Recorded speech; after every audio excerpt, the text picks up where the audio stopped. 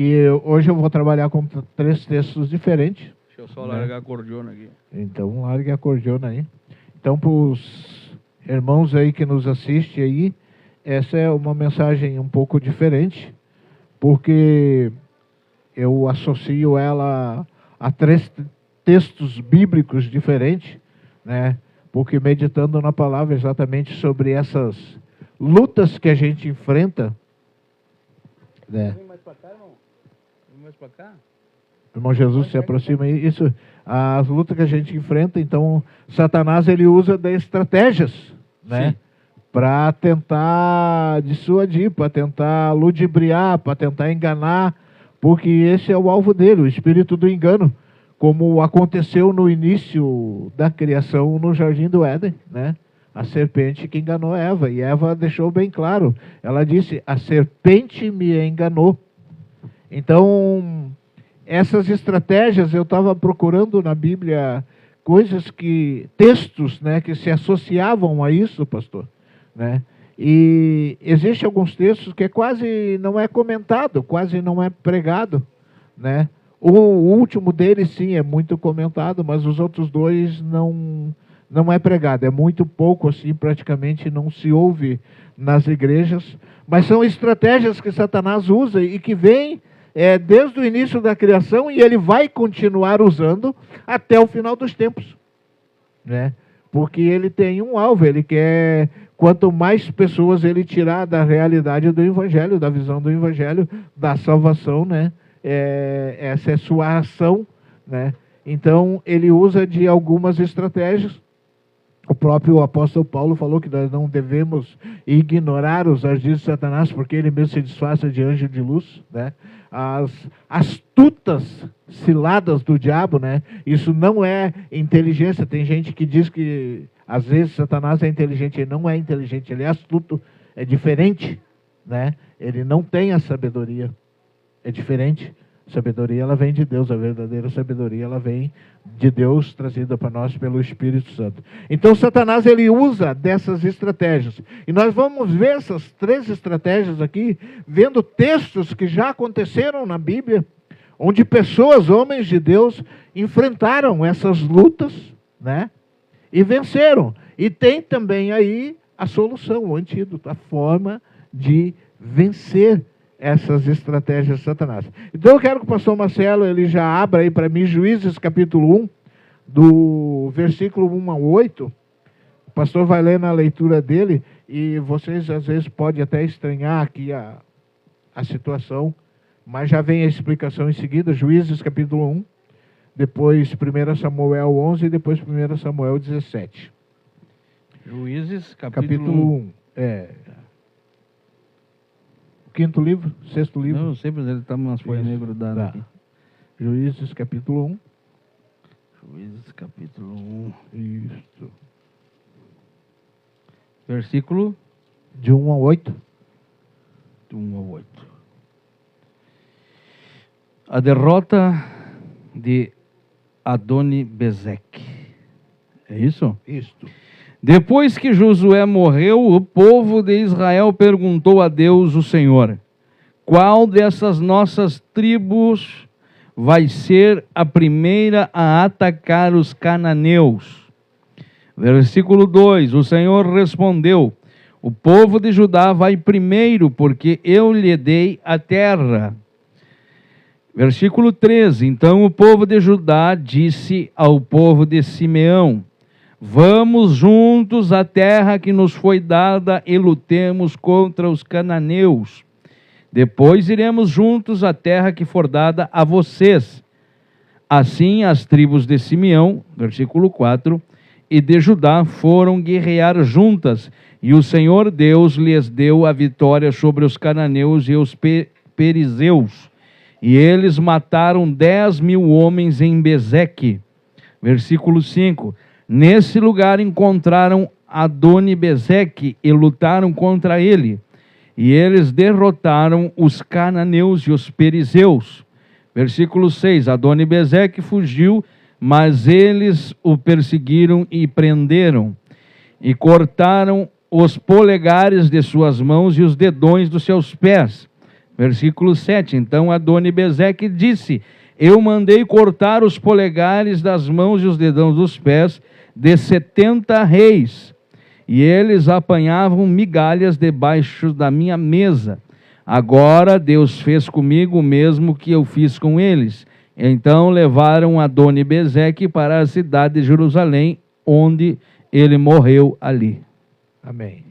Essa primeira leitura aqui parece uma leitura complicada. Está botando uns nomes diferentes aqui. Uma leitura de guerra, né? Adoni-Bezeque, Zebedeu. Então, assim, a gente precisa entender esses princípios, por isso que eu disse que é uma coisa assim que quase não é pregado na igreja, né? Adoni-Bezeque quer dizer, Bezeque é meu senhor, né? Bezeque era uma entidade babilônica, né? Era um deus babilônico, também dos xamãs babilônicos, das tempestades. Então, esse Adoni-Bezeque, que era escravo dessa entidade Bezeque, que é uma entidade dos xamãs da Babilônia, né? Ele usava de uma estratégia. E se tu olhar aí no versículo 7, ele vai dizer 70 reis. Ou seja, ele já tinha conquistado 70 nações. Porque se conquista 70 reis, né, está se referindo a 70 nações, porque ninguém é rei sozinho. Um rei é sobre as nações. Então, esse Adoni-Bezeque, ele conquistando 70 reis, o que a Bíblia diz que ele fazia? Ele cortava os polegares dos pés, né? E qual o significado, então, né, disso que Adoni-Bezeque fazia? Então, se a gente for para a história, o que não está narrado na Bíblia, só fala a parte de Adoni-Bezeque, a gente precisa de pesquisa, né? O alvo de Adoni-Bezeque, esse escravo de Bezeque, que era uma entidade babilônica, o alvo dele de cortar o polegar dos reis e de pessoas que ele conquistavam, era justamente porque, cortando o polegar, naquele tempo, onde não havia uma prótese, uma evolução, uma coisa assim, essa pessoa ela não podia ir para a guerra, porque ela perdia o equilíbrio do caminhar, do correr. E cortando o polegar da mão, ela não podia empunhar uma espada. Então era uma forma, uma estratégia que Adoni-Bezeque usava para impedir daqueles povos que ele conquistavam de combater novamente contra ele, de se reorganizar, porque cortando os polegares eles não podiam caminhar ou correr rapidamente, se locomover rapidamente. Então eles perdiam o equilíbrio. E sem o polegar eles não tinham como empunhar uma espada. Então qual era a estratégia de Adoni-Bezeque? O desequilíbrio. Como Adoni-Bezeque era uma entidade, a gente vê através disso uma forma demoníaca de ação. Que talvez hoje, pastor, pela evolução, não precisa cortar os polegares. Mas Satanás ele usa uma estratégia mental sobre o povo de causar um desequilíbrio sobre as pessoas. E hoje a gente vê isso tomando conta de uma maneira muito grande na maioria das pessoas.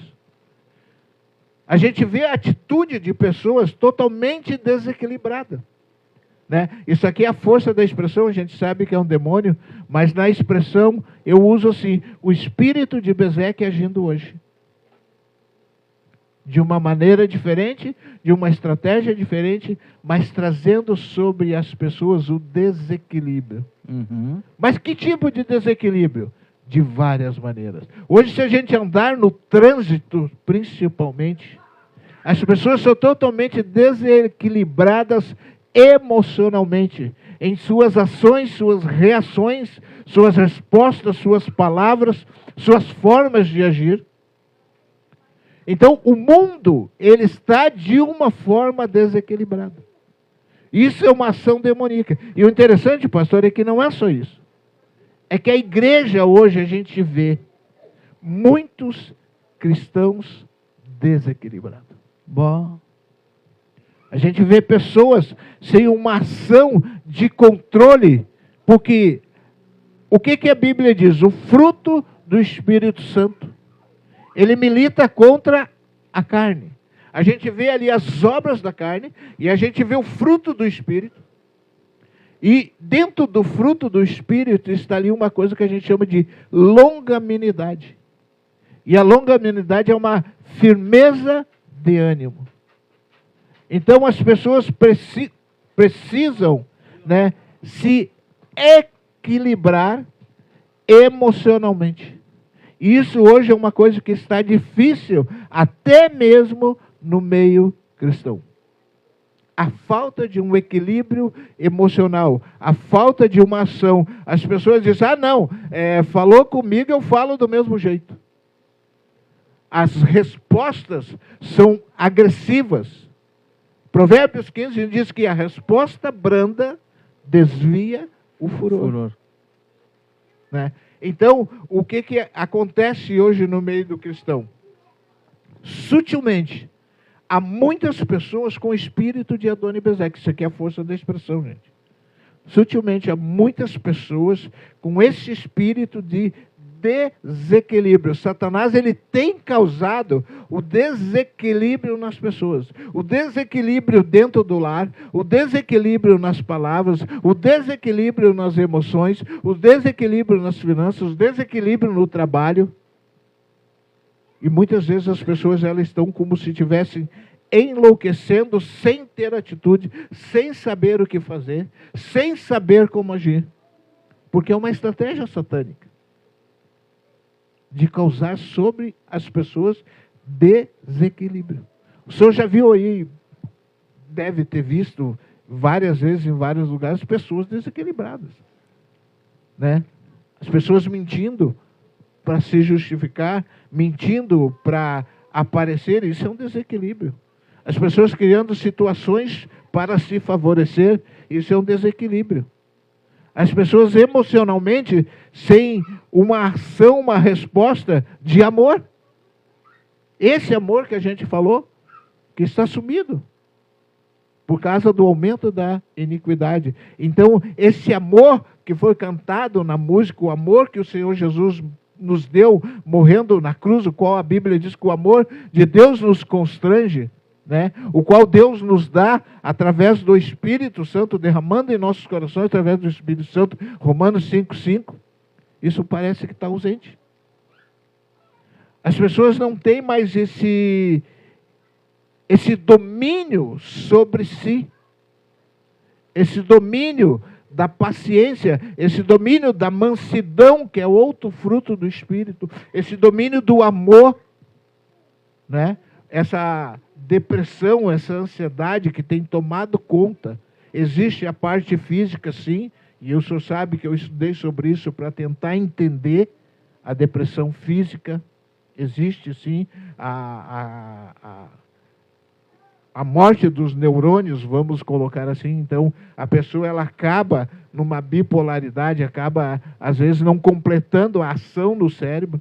Então, existe a parte física, mas existe também a parte espiritual, onde Satanás, ele entra nessa ação, causando sobre as pessoas uma depressão espiritual, né? E uma vez, pastor, estudando sobre isso, existem 4 ações de Satanás em cima desse ponto, que é a obsessão. Não, primeiro a indução, a obsessão, a depressão e a possessão. Né? Então são formas... Repete para nós aí, pastor. Indução. As formas que Satanás pode agir na mente de uma pessoa. Na depressão. Na mente, isso, no geral. Né? No geral. Indução. Indução. Ela seria, induz... O que é a indução? Induz a pessoa a fazer algo, a ter algo, a buscar algo. Influencia. Indução. Tá. Depois a obsessão. A pessoa fica obcecada por aquilo que ela quer e ela não vê mais nada na frente, somente aquilo. Então ela começa a lutar, a combater para ter aquilo que foi induzido à sua mente. Quando ela não consegue, a obsessão chega no fim, ela entra em depressão, que implodir para dentro. Porque ela não conseguiu o seu objetivo. E quando ela dá esse vazio à depressão, Satanás tem uma porta aberta para a possessão. Boa. E tem pessoas que ficam possessas por causa disso. E isso é um desequilíbrio. É uma ação demoníaca para causar nas pessoas um desequilíbrio. Se a gente olhar o que a Bíblia diz, pastor, e aqui Juízes ainda, estamos lá no tempo da lei. Levíticos capítulo 8, quando Deus mandou Moisés buscar Arão e seus filhos para ungir, Deus manda Moisés ungir a orelha, que é a audição, palavra. Deus manda Moisés ungir o polegar, que é o trabalho. E Deus manda Moisés ungir de Arão e seus filhos sacerdotes o polegar do pé, que é a caminhada por onde ele vai. Interessante, né? Então a lei já falava sobre isso. Então hoje, esse espírito, ele está, digamos assim, Satanás, ele vem migrando, se modificando, criando formas. Como a Bíblia diz, ele se transforma em anjo de luz. Hoje ele não precisa mais cortar o dedão do pé. Ele não precisa mais cortar o dedão da mão. Ele tem estratégias de causar desequilíbrio na pessoa.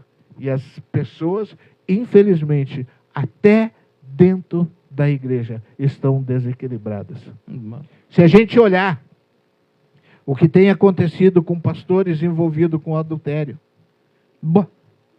né? Pastores envolvidos com roubos, com bebidas, né? Muitos, e hoje tudo isso por causa da internet está vindo à tona. Então hoje a gente está vendo esse desequilíbrio. Igrejas desequilibradas, com ações desequilibradas. Então esse espírito, ele continua agindo até os dias de hoje. O espírito de Adoni-Bezeque, a gente sabe que é um demônio que age causando nas pessoas o desequilíbrio. Pastor, como combater? Quem foi ao combate contra Adoni-Bezeque? Está aí. No segundo versículo. O povo de Judá vai primeiro. Porque Quem? o judeu tá, Quem? O povo de Judá. Quem é que disse para o povo de Judá aí? O Senhor. O Senhor disse para Judá. O que significa Judá, pastor? Louvor, adoração. Hoje nós não vamos para a guerra combater. Hoje nós temos uma guerra para combater. E essa guerra a gente vence como? Louvor e adoração. Louvor e adoração. E a adoração, ela não é somente o que a gente expressa. O louvor, ele é o sacrifício, o fruto dos nossos lábios, como fala em Hebreus. Mas a adoração também é serviço. Se a gente for para o original, a palavra da adoração no hebraico, ela significa serviço. Então não é só o cantar, o expressar do meu coração, o louvor que eu expresso a adoração, mas o serviço para o Senhor, o trabalho para o Senhor. Porque essa era a função dos sacerdotes, sumos sacerdotes. Eles trabalhavam no templo. Eles eram os responsáveis pela obra. Então, quem combate Adoni-Bezeque, Judá?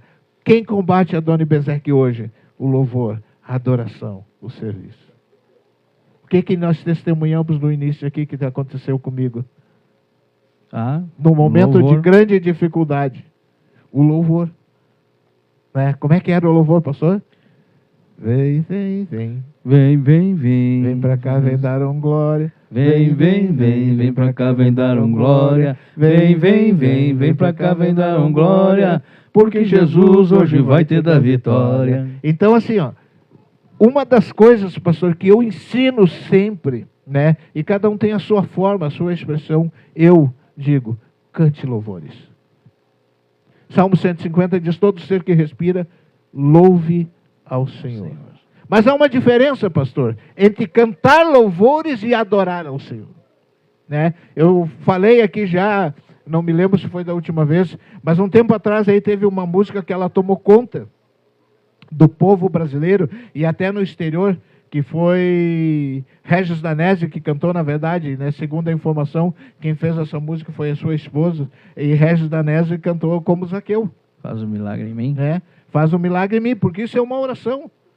E as pessoas estão dizendo, mexe com minha estrutura, e o Senhor mexe. tu está pedindo. O Senhor mexe, tu está pedindo, né? E a gente viu, pastor, conjunto de músicas seculares cantando essa música. Sim. E aí eu vi pessoas dizendo, né? Olha só, o mundo está adorando ao Senhor. Não, há um engano.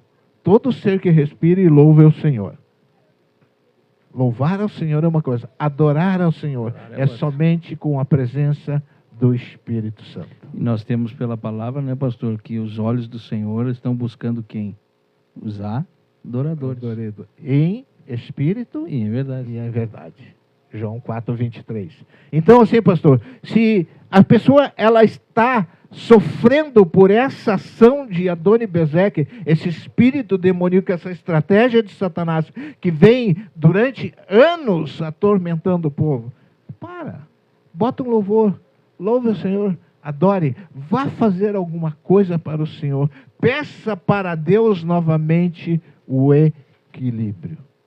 Sabe, pastor, eu costumo dizer assim, ó, às vezes dentro da casa o casal está desequilibrado, o casal está brigando, né? E as pessoas, cada qual quer ser mais falante que o outro, mais dominadora que o outro, né?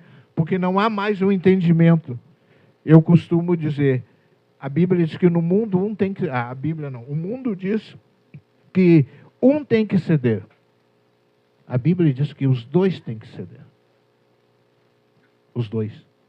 O mundo tem um ditado, conte até 10. Não, conte até 1000. Né? Então, deixa a ira passar, porque o próprio apóstolo Paulo escreveu em Efésios, não se ponha a vossa ira sobre o sol. Pastor, eu te pergunto assim, irar é pecado? Não. Não, porque a Bíblia diz, irai-vos, não pequeis. Não pequeis, porque irar faz parte da obra da carne que está sobre nós, da natureza pecaminosa. O que eu não posso é deixar ela se tornar em pecado. Então, meu querido, assim, ó, busque o fruto do Espírito, mantenha o equilíbrio, adore ao Senhor. Pastor, essa segunda estratégia, eu tenho que ter cuidado de falar, porque eu sei que pessoas se constrangem contra isso e não aceitam. Abre para nós aí 1 Samuel capítulo 11. Do 1 ao 10 também. 1 Samuel capítulo 11.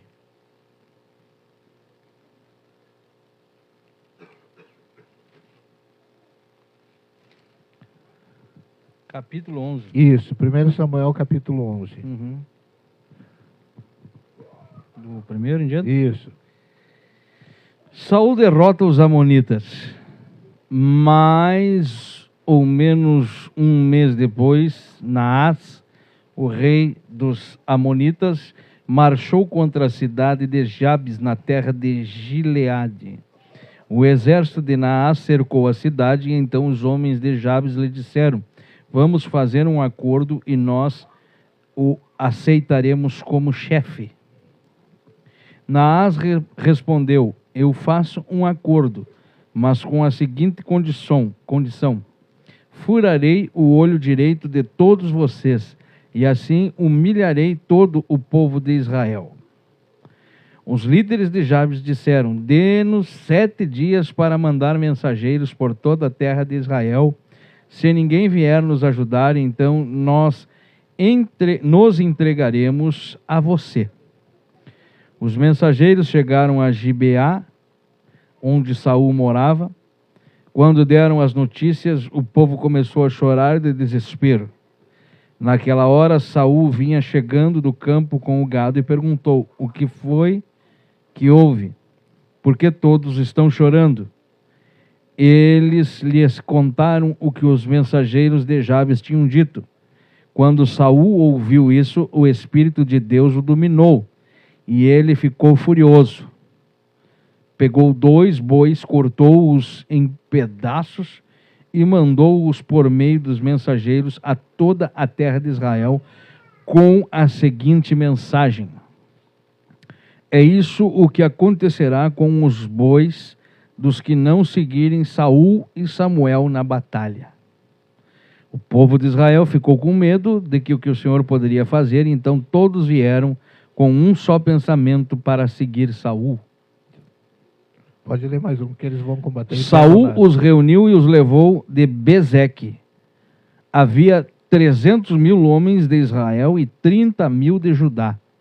Eles disseram aos mensageiros de Jabes: digam ao seu povo que amanhã, antes do meio-dia, vocês receberão socorro. O povo de Jabes ficou muito alegre quando recebeu a mensagem. Então eles disseram aos amonitas: amanhã nós nos entregaremos e vocês poderão fazer com a gente o que quiser. Na manhã seguinte, Saul dividiu os seus homens em 3 grupos. Ao amanhecer, eles avançaram sobre o acampamento amonita e o atacaram. Lá pelo meio-dia já haviam massacrado os inimigos, e os que escaparam se espalharam, cada um fugindo para um lado. Então o povo de Israel disse a Samuel: onde estão as pessoas que disseram que Saul não seria o nosso rei? Aí, só até aí, tá bom. Bom, o que acontece aqui, pastor? Mais uma batalha, mais uma luta, mais uma guerra. Só que agora em outros moldes, de maneira diferente. Havia um rei chamado Naás. Os amonitas eram filhos descendentes de Ló com a sua filha, que foi 2 filhos, que os amonitas e os moabitas, né? Moabe e Amon. Os amonitas, eles tinham esse rei chamado Naás. Pastor, Naás significa serpente. Esse é o significado de Naás. Então esse rei, com esse nome chamado serpente. A serpente significa o quê, pastor? Serpente Satanás. Sempre é ligada ao mal. Satanás. Né? Qual era a estratégia de Naás? Segundo os historiadores, ele já tinha avançado sobre 2 tribos, Gade e Aser. Ele estava chegando em Gileade. Então ele mandou dizer para o povo de Gileade. O povo de Gileade disse: olha, nós vamos te servir. Ele disse: não. Vocês podem me servir, mas eu vou furar o olho direito de cada um de vocês. E essa era a estratégia que esse Naás usava. Todo aquele que ele conquistava, ele furava o olho direito. Por que o olho direito? Aí é que vem agora a estratégia maligna. Pastor, o senhor pode pesquisar?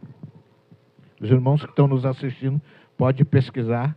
A ciência declara. Hoje nós temos a ciência, hoje tem a declaração. Isso há mais de 1000 anos atrás, quer dizer, antes de Cristo, né? Não, Saul, Davi, foi 900 anos antes de Cristo. Já se usava dessa estratégia. A ciência declara: o olho direito é o olho da razão. E o olho esquerdo, o olho da emoção. Olha só como Satanás já agia naquele tempo. Furando o olho direito, ele tirava das pessoas a visão da razão. Deixava somente a visão da emoção. E o que é tirar a visão da razão? Tu acaba te contentando com qualquer coisa que tu vê. Tu perde o sentido da razão, daquilo que tu quer, daquilo que realmente tu precisa. E aí o senhor vai me perguntar, pastor, tá, mas o que tem que ver isso hoje? O que diz Romanos 12, 1 e 2? Que o nosso culto, ele é racional. Racional. O culto da razão. Não é o culto da emoção. Eu não estou dizendo, pastor, que não podemos ter emoção, que não podemos ser emotivo.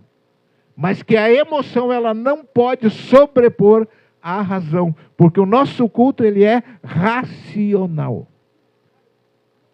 E Satanás, ele tem agido hoje, e aqui diretamente no meio do povo de Deus, de uma forma estratégica, como esse rei fazia, Naás, que significa serpente. Ele furando o olho direito, as pessoas se contentavam. Então ele alimentava as pessoas como ele queria. Era o domínio que ele tinha sobre as pessoas, tirando a razão, deixando somente a emoção.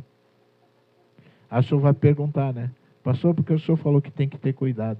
Pastor, por que o senhor falou que tem que ter cuidado? Porque hoje, a maioria das pessoas dentro do cristianismo estão vivendo por emoção e não por razão. A razão é a palavra de Deus. E a palavra de Deus está sendo perdida. As pessoas preferem, e aqui o cuidado, pastor, que vocês não se ofendam com o que eu vou dizer, né? As pessoas buscam revelações, o Deus me disse, ou Deus manda te dizer, mas a palavra pregada perdeu o sentido. O louvor, ele se torna muito maior, e o testemunho, do que a palavra pregada. Aquilo que a Bíblia nos ensina, que é a palavra, o qual Jesus, orando pelos discípulos, ele disse em João 17:17, Pai, santifica-os na verdade, a tua palavra é a verdade. Então o culto racional está se perdendo. E sim, o culto emocional está tomando conta. Fato, verdade. Então o que eu vou dizer, gente, não quero ofender ninguém, mas cuidado, porque escurecendo o local, luzinhas pegando, a pessoa ela entra num estado de emoção. E eu ouvi, pastor, o que eu estou dizendo, eu ouvi. O culto estava maravilhoso, estava uma bênção. E aí eu, bobinho, né, pergunto, mas o que foi a palavra? A palavra eu nem lembro, mas assim, o culto estava maravilhoso. Opa, o que nos edifica? O que nos mantém de pé? O que nos ensina? O que nos corrige? O que nos confronta? É a palavra, não é a emoção. Nós não estamos impedidos de nos emocionar. Mas ela não pode sobrepor a razão. E isso é uma estratégia que Satanás tem usado, pastor. Ele tem tirado das pessoas dentro da igreja, e aqui é uma ação direta contra o cristianismo. Ele tem tirado das pessoas a razão, deixando apenas a emoção. Sabe? Eu fiz uma pesquisa, pastor, buscando aí conhecimentos, tentando entender alguns processos da vida. Por isso que eu estou pedindo, pessoal, não me apedreja agora, deixa para terminar o culto. Tá? Vai levar umas pedradas, pastor, já estou avisando. Não me apedreja agora, deixa eu terminar o culto. Estou avisando. Na Prepara as Babilônia, costas aí, que Babilônia, pastor, o que quer dizer Babel? É o furdunço da coisa. Lá, Confusão. Né? Confusão, né? Babel quer dizer confusão. Por isso que a Bíblia diz, foge dela, povo meu. Foge da confusão. Na Babilônia, quando o sacerdote dos deuses, ele queria falar ao povo, eles entravam por uma sala escura, preta, e somente o sacerdote do Deus tinha uma lâmpada sobre ele. E ele falava ao povo. É aquele detalhe, né, pastor? Ouve quem quer. Cada um tem a sua forma de entendimento. Eu fui tentar falar isso, eu fui rechaçado como louco. Mas há uma estratégia hoje maligna sobre isso. Tirando a atenção da palavra, deixando apenas a emoção. Cuidado. Culto não é show. Culto é adoração a Deus. É entrega. Culto não é show. Altar não é lugar de exposição de talentos. Altar é consagração. Razão, culto racional.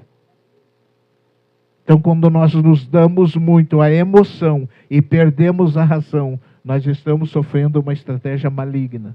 Porque o nosso culto é racional. Muito cuidado com as coisas que estão acontecendo hoje no meio cristão. no meio do cristianismo. Ah, porque foca melhor ali no cantor, no pregador. Culto não é show. Quem tem que estar no centro é Deus. O que é que Deus disse no terceiro versículo da Bíblia? O que é que Deus diz no terceiro versículo da Bíblia? Você consegue lembrar, pastor? Tem cabeça agora, não. Fez Deus os céus e a terra era sem forma e vazia. E disse Deus, haja luz.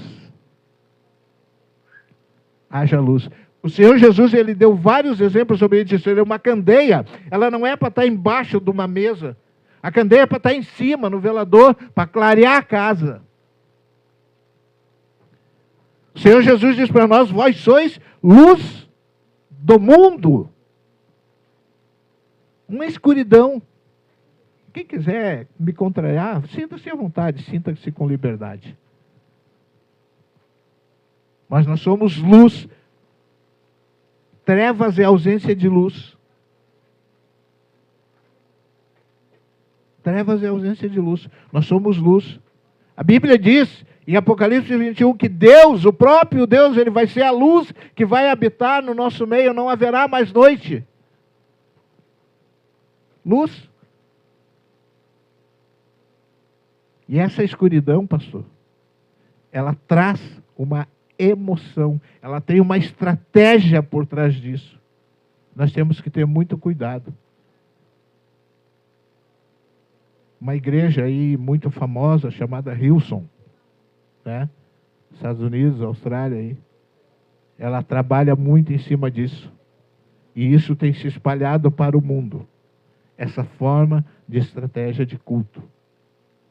Gente, eu não gosto de participar disso. Aí eu estou dando a minha opinião particular. Eu não gosto. Luz. Igreja branca. Claro. Clarividência. Isso traz sobre a emoção das pessoas um prejuízo, pastor. E aqui, por isso que eu disse que eu tenho que ter muito cuidado no que eu estou falando, porque nós não podemos ser pedra de tropeço. Eu digo, cada um tem a liberdade de escolher o que quiser. Quando o povo começou a sair de perto de Jesus, Jesus disse para os discípulos, vocês querem ir também? Aí eles disseram, para onde iremos se tu tens a palavra da vida eterna? Luz do mundo. Esse Naás, ele furava o olho direito. E a ciência comprova, o olho direito era o olho da razão. Ele tirava a razão das pessoas. Nós que prestamos um culto a Deus, que adoramos ao Senhor, a Bíblia diz que o nosso culto é racional. Quando a gente está se preparando para ir à igreja, a gente não diz, vou ao culto. Quando eu digo eu vou ao culto, eu digo, eu vou adorar ao Senhor. Eu vou prestar ao Senhor uma adoração. Muito cuidado com isso. Terceira estratégia, pastor, porque eu não posso me perder muito nisso aqui, porque eu sei que pessoas não gostam disso. Sei porque quando eu já preguei, já ouvi. Terceira estratégia. 1 Samuel capítulo 17. E eu quero que o senhor leia apenas 4 versículos para mim, pastor. 1 Samuel capítulo 17.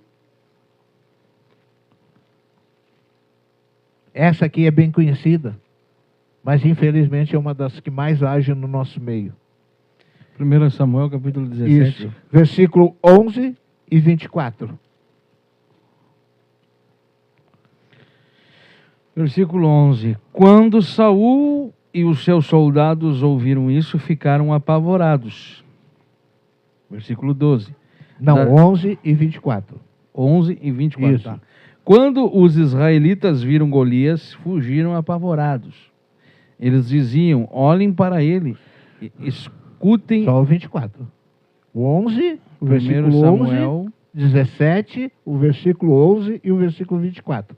Só esses 2 versículos. tá, Samuel 17... Versículo 11 e versículo 24. Versículo 11. Então, Versículo 11. Quando Saul e seus soldados ouviram isso, ficaram apavorados. Versículo 24. Quando os israelitas viram Golias, fugiram apavorados. Apavorados. Só esses dois versículos. Eu não posso esquecer aqui porque eu tenho que voltar atrás, pastor. Como Saul combateu Naás. O que a Bíblia diz no versículo 6? E Saul, então, ficou cheio do Espírito Santo de Deus. Para se combater a emoção e entrar no domínio da razão, Espírito Santo. Presença do Espírito Santo. Busque o Espírito Santo. Amém. O que a Bíblia diz? Que o homem carnal nada discerne, mas o homem espiritual a tudo discerne. E o Espírito combate contra a carne contra o Espírito. Gálatas 5,16. Buscar a presença do Espírito Santo. Estar cheio do Espírito Santo. Praticar o fruto, as virtudes do fruto do Espírito Santo. Você vai combater a emoção. E a razão vai dominar. Amém. Busque a presença do Espírito Santo. Os versículos que o senhor leu, o que está dizendo? A gente está falando aqui de Davi e Golias. A Bíblia diz que havia um homem que tinha 6 côvados de um palmo, 2,92 m de altura. Esse homem se chamava Golias. E esse homem vinha diante do exército de Israel, porque naquele tempo de guerra havia uma ação que eles faziam, pastor. Os exércitos se colocavam de frente e às vezes botavam apenas 2 guerreiros a lutar. O guerreiro que vencia dominava o outro exército. Isso acontecia. Então, o exército filisteus, ele vinha com o seu exército de frente de batalha contra o povo de Israel, e esse homem, chamado Golias, com 2,92 m de altura, ele vinha e desafiava o povo de Israel. E diz a Bíblia que o povo de Israel ficava com medo. O povo de Israel tremia, o exército de Israel tremia. E que esse homem fez isso durante 40 dias, desafiando o povo de Israel. E cada vez que os soldados viam Golias, eles fugiam de medo. Eles ficavam atônitos, apavorados. Porque eles não conseguiam olhar para aquele homem como um adversário. Aquele homem causava medo no exército de Israel. Essa estratégia, pastor, que Satanás usa hoje, medo, ela está sendo usada até os dias de hoje. E ela está sendo usada no meio da igreja. Como é impressionante a gente ver cristão com medo. Cristão com medo de assombração, cristão com medo de vulto, cristão com medo de barulho, cristão com medo de manifestação, cristão com medo de tudo. Mas a Bíblia diz o que? Salmo 91. Aquele que habita no esconderijo do Altíssimo, à sombra do Onipotente, descansará. O que diz o Salmo 23? A gente gosta de usar como amuleto, pastor. Mas o Salmo 23 diz, o Senhor, no original do hebraico diz, o Senhor é meu pastor e de nada eu tenho falta. Então as pessoas só usam versículos como amuleto ou como lhe favorece. Mas a ação realmente da intrepidez, da coragem, o qual Paulo escreve aos Romanos, que nós não recebemos espírito de escravidão. Não é para o cristão ter medo. Maior é aquele que está em nós do que aquele que está no mundo. E hoje é impressionante, não que eu seja um corajoso, gente, longe disso. Eu não estou falando disso. O medo, ele faz parte do nosso corpo físico por causa do pecado. O ser humano, ele tem, essa presença do medo. Mas o que acontece? O medo, ele não pode me parar. Quando ele me para, que eu fico apavorado, ele se torna um pecado. Porque ele está me impedindo de agir. E era isso que Golias estava fazendo diante do exército de Israel. Por 40 dias, Golias estava impedindo o exército de Israel de agir, causando medo. A Bíblia diz em 1 João 4,18 que o perfeito amor, ele lança fora todo o medo. Não é o medo, é todo o medo. O perfeito amor, o amor de Deus nos nossos corações, ele lança isso fora. Ah, mas eu tenho o amor de Deus, mas tem medo? Ah, eu tenho. Eu não posso ver um barulho, um fantasma, alguma coisa, as pessoas tremem. O que é isso? Sai de reto, Satanás. A manga e a pelegaço. Por isso que eu falei que as duas palavras tinham a ver, as duas músicas tinham a ver com a palavra. E hoje, se a gente vê no meio das igrejas, pastor, há um medo no meio do cristão que é impressionante. As pessoas estão perdendo a coragem. As pessoas estão perdendo a ousadia. Parece que Jesus não é mais Senhor na vida das pessoas. O que é isso? Se levantem, põe as mãos. Ora, a não ser que tu tenha uma vida então de pecado. Aí sim, aí eu concordo, tem que ficar com medo mesmo, porque senão tu vai ser acusado. Fica quieto então. Fica quieto então, te aquieta no canto. Uma vez, isso é só uma narrativa, conta-se que foi verdade, eu não sei dizer se é verdade ou não, não tenho como comprovar. E aqui vai dois testemunhos, pastor. Um rapaz estava passando ali no mercado público e uma pessoa se manifestou no meio da rua. E esse rapaz era crente. E aí as pessoas meio com medo se esconderam para o canto e ele também foi para um cantinho assim atrás. Aí a pessoa que do lado dele pegou e disse, se tivesse um crente aqui para impor as mãos e expulsar esse demônio. E ele estava se escondendo. Isso eu ouvi também de um pastor, eu não sei que fundo de verdade tem, mas eu acredito por ouvir da boca dele tem uma verdade. Ele estava no Rio de Janeiro e ele contou que numa favela estava tendo um culto com mais ou menos 60 pessoas. E aí, eu acho que eu já devo ter narrado isso aqui uma vez no culto campeiro. E aí entrou os traficantes com armas e disseram assim, quem não quiser morrer pode sair do culto aí. E disse que foi um debandar total. Ficaram 18 pessoas no culto. Aqueles que tinham medo saíram tudo para fora, porque não queriam morrer. Aí os bandidos disseram, pastor, pode seguir o culto com esses 18, porque esses aqui são de fé. São de verdade. Esses são verdadeiros. Eu ouvi essa narrativa, não estou dizendo que é verdade, mas acredito por ser contado por um pastor que seja verdade. Então as pessoas hoje, pastor, o medo tem tomado conta do meio do povo de Deus. É medo de tudo. Houve um barulho e tem medo. Sai de reto, Satanás. Medo de fantasma. É impressionante como Satanás tem agido nessa área. O que a Bíblia diz em Hebreus 12:2? Olhando firme, Hebreus 12:2. Olhando firme para Jesus, autor e consumador da nossa fé, lance fora todo medo. Lance fora todo medo.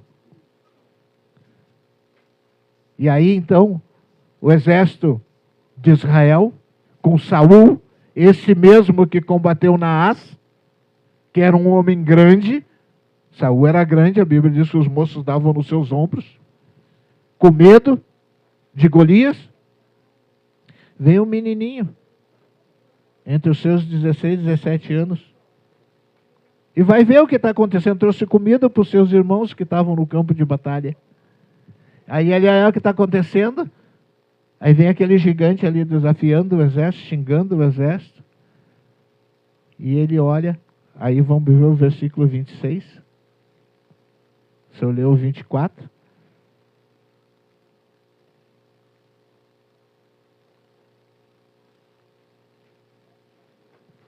Versículo 26, 36 e 44. 1 Samuel 17. Versículos 26. Então Davi perguntou aos soldados que estavam perto dele, o que ganhará o homem que matar esse filisteu e livrar Israel desta vergonha? Afinal de contas, quem é esse filisteu pagão para desafiar o exército do Deus vivo? 36. Tenho matado leões e ursos, e vou fazer o mesmo com esse filisteu pagão, que desafiou o exército de Deus vivo. 45. Davi respondeu: você vem contra mim com espada, lança e dardo, mas eu vou contra você em nome do Senhor Todo-Poderoso, o Deus dos exércitos israelitas, que você desafiou. O que Davi disse? Aqui na tua tradução diz pagão, nas outras traduções fala incircunciso. O que era circuncisão naquele tempo? A circuncisão era uma aliança com Deus. Aquele povo de Israel, pastor, ele era um povo da circuncisão, era um povo que tinha uma aliança com Deus. Mas mesmo assim, na aliança com Deus, eles sabendo que Deus era o Senhor do exército, que Deus podia dar a vitória para eles, eles ficaram com medo. Mas esse menino chamado Davi disse: quem é esse filisteu, quem é esse incircunciso para desafiar o exército do Deus vivo? Esse cara não tem uma aliança com Deus, eu tenho uma aliança com Deus, eu não tenho medo dele, ele não tem aliança com Deus, eu tenho. Eu já matei um urso, eu já matei um leão e vou matar esse incircunciso, porque ele não tem uma aliança com Deus, eu tenho uma aliança com Deus.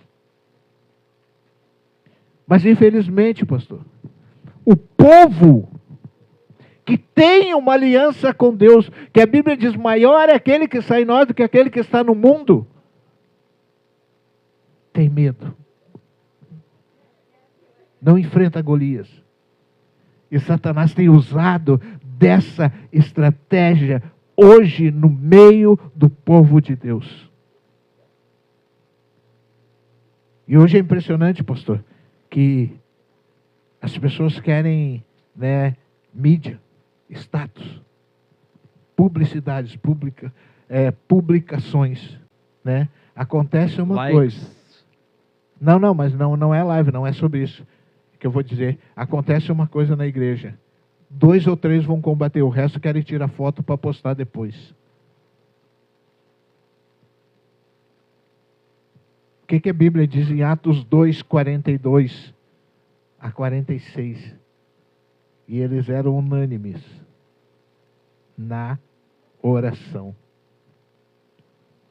Deu um problema na igreja, se junta o povo, ora, levanta a voz e clama. Repreende. Sai de reto, Satanás. Não, mas muitos já pegam o celular para quê? Fotinho, postar. Isso, ao mesmo tempo que é uma bênção, pode se tornar um mal. Pode se tornar uma estratégia. E Satanás tem usado dessa estratégia o medo para combater o povo de Deus. Mas o povo de Deus, como disse Davi, ele é o povo que tem uma aliança com Deus. Se tu não tem uma aliança com Deus, concordo, tenha medo realmente. Mas se tu tem uma aliança com Deus, não tenha medo. Jesus Cristo é maior. O que ele disse para os discípulos em Mateus 28, a partir do verso 18? A mim foi dada toda a autoridade.